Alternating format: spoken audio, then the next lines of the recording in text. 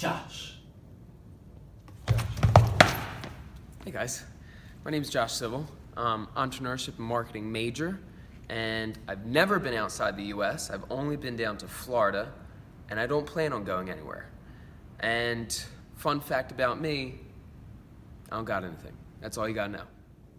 Jeff. Oh, hi. I didn't hear you come in. My name's Jeff Goodwin.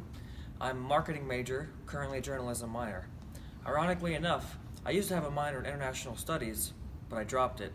I didn't like it. You know what I like? I like people. I like talking to them, making sure their needs are being catered to. Like my ex, but she left me. But anyway, that's not important. What is important is international marketing. Now, let me tell you, I've been to a lot of places in America, but I've only left the country once. It was Jamaica. Wasn't really the nicest place. I wouldn't go back. I don't recommend it. But where I would like to go is Italy. Uber ban in London. Chip, cheerio. Uber over in London, last year there was a ban placed on the company, and Londoners weren't allowed to use their service. And recently they just went to court to get that appealed, and they were offered an 18-month license to basically still use their services.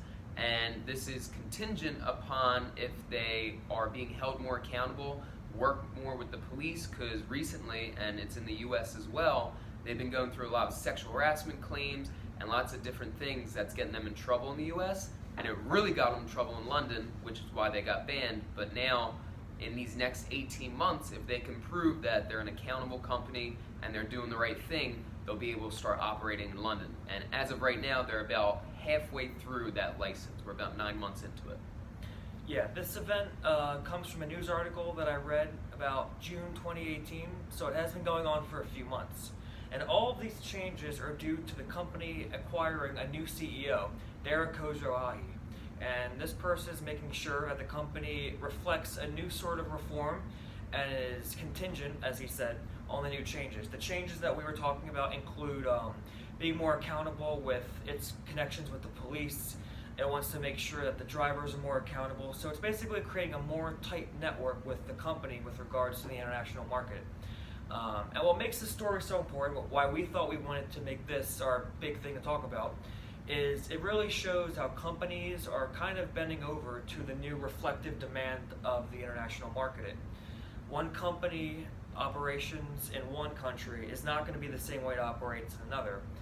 Countries have their own set of laws and regulations that will dictate how a company runs and how its reforms are set.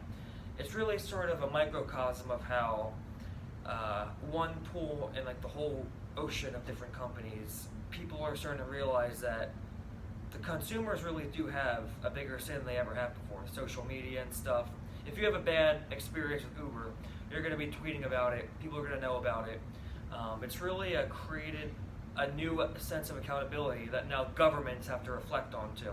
And going back to how we talk about different customs and different traditions in different countries will dictate how a company operates. So in the US, Uber is still facing lots of different sexual harassment claims and lawsuits, but nothing's come out of it. Whereas in London, where they do have different traditions, they just banned them outright. So it really shows how in different countries, they'll take different action against the same company for what they're doing. Exactly. It's kind of showing you how the different cultures are reflected too. Behaviors that are deemed inappropriate in one country may be deemed appropriate in another, but like the way they handle it is differently. So it all kind of shows you how different opinions and different beliefs are kind of changed throughout the international market.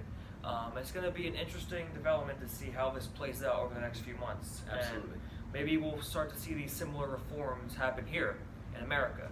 We all have our bad experiences with Uber. There's some very interesting people they choose to hire. Yes. So depending on how this works over in London, maybe we'll start to see that reflected here. Thanks for watching. You have to give